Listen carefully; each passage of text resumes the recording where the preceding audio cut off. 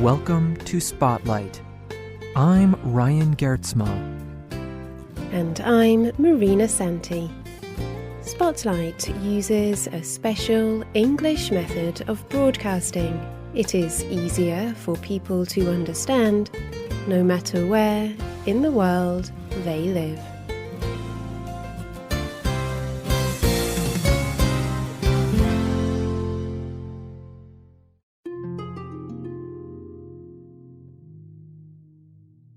In June of 2011, Megan Cox Gurdon wrote a story for the Wall Street Journal news organization. Gurdon believes that young adult English literature is getting darker. She believes that it is often too serious or intense for young adults. In the story, she wrote, "An unknowing young reader, or one who seeks out evil, will find himself surrounded by images, not of joy or beauty. Instead, he finds damage, violence, and loss of the worst kinds." Writer Libby Bray does not agree. After reading Gurdon's story, she wrote this on the internet service Twitter. Books are dangerous. Yes, dangerous. They test our ideas and our blindness. They open us to new ideas, new ways of seeing. They make us hurt in all the right ways. They can push down barriers. And when a person feels alone, books can heal and connect. That is what good books do. That is what difficult books do. And we need them in the world. Can a book about hurtful things still be good? Is it ever good to ban a book? What about when the reader is young? Today's Spotlight is on the complex issue of book banning.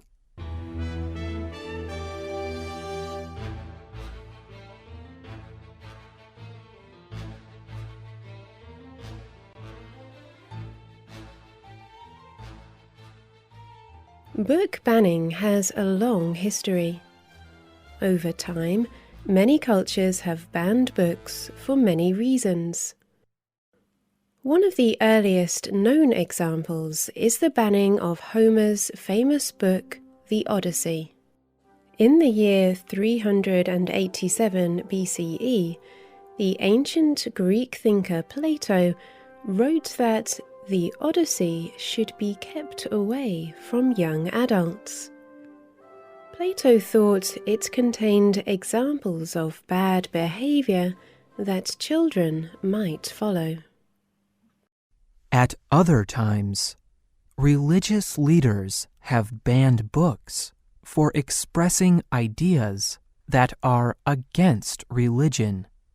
For example, in the year 1520, the Catholic Church banned the writings of the religious leader Martin Luther. The Pope did not agree with Luther's ideas, and he banned both Luther and his writing from the Church. Other times, governments have banned books that communicate a political message they do not agree with. In the 1970s, Eduardo Galeano wrote a book about the history of South America. It is called The Open Veins of Latin America. In 1973, the military took control of the government in Galeano's home country, Uruguay. After this, the government banned his book, and Galeano was forced to leave the country. Galeano and many writers in Uruguay were threatened with death if they did not write what the government liked. He believes that being able to talk about the government is important for making people think. Galeano told the magazine in these times, "We had to choose between silence and shame. We could stay alive if we lied, or we could be quiet. We decided to be completely quiet and show that we were not free. Many writers died or disappeared or went to prison or went into exile. We showed that it was possible to have a different idea of culture." Galeano thought all people should have the freedom to speak truth. He also thought people should have the freedom to question authority.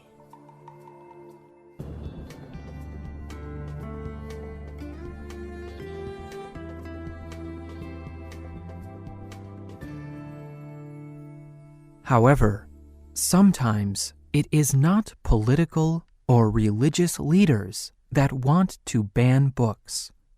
Sometimes it is just parents, teachers, or local officials. And they want to ban books because they think particular books are dangerous for children. In 1818, Thomas Bowdler printed a family version of William Shakespeare's most famous plays. Bowdler removed parts of the plays that he thought were too shocking for families with young children to read. Much like Plato in ancient times, Bowdler wanted to protect children and young adults. And today, many parents, teachers, and local officials still struggle with the issue of book banning. In the past 75 years, more and more English writers have begun to write literature particularly for young adults. These stories are not children's stories.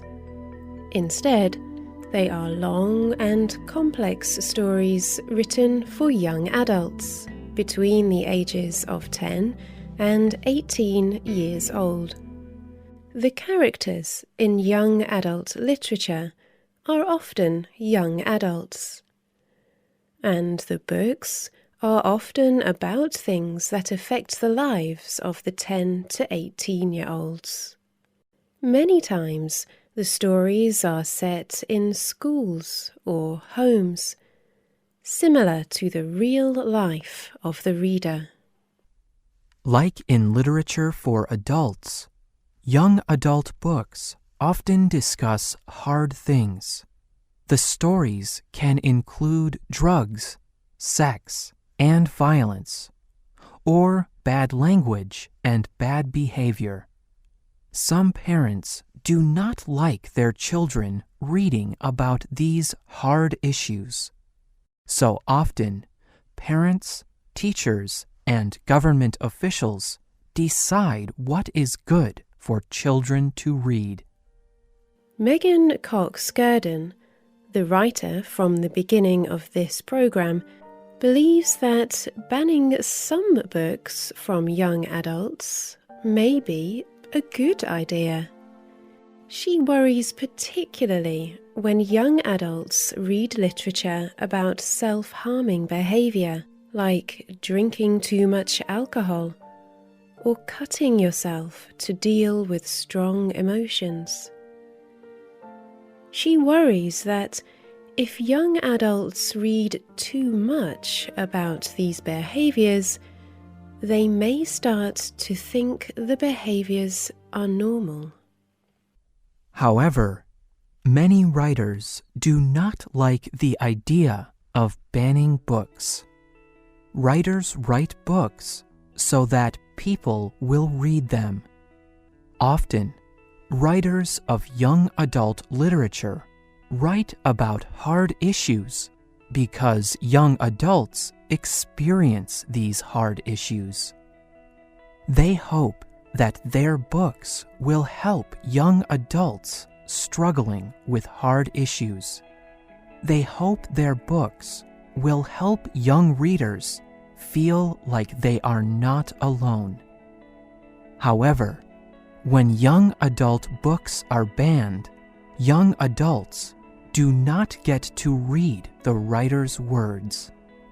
This also means that a young adult cannot learn from that book. Maureen Johnson writes young adult literature.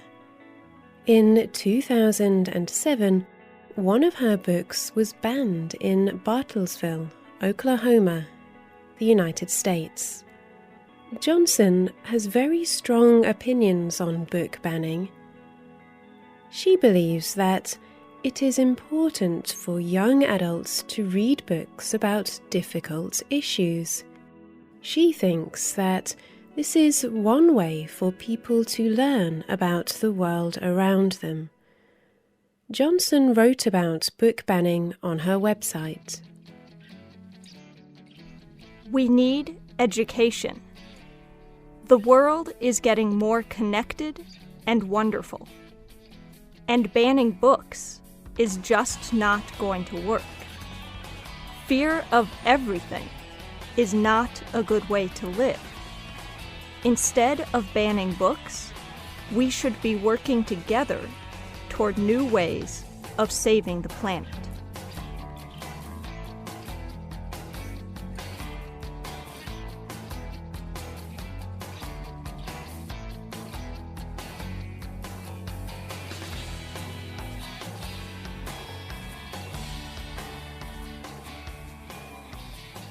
What do you think about banning books? Is it ever good to ban books? Who do you think should decide what young adults read? You can email us your thoughts at radio@radioenglish.net, or you can leave a comment on the script page of the program on our website. The writer and producer of this program was Diana Anderson. The voices you heard were from the United States and the United Kingdom. All quotes were adapted for this program and voiced by Spotlight. You can listen to this program again and read it at the same time on our website at www.radioenglish.net. This program is called Dangerous Books. The website also has many other Spotlight programs, our word list, more information, and comments from other listeners. You can also find Spotlight on Facebook and Twitter. Just search for Spotlight Radio. We hope you can join us again for the next Spotlight program. Goodbye.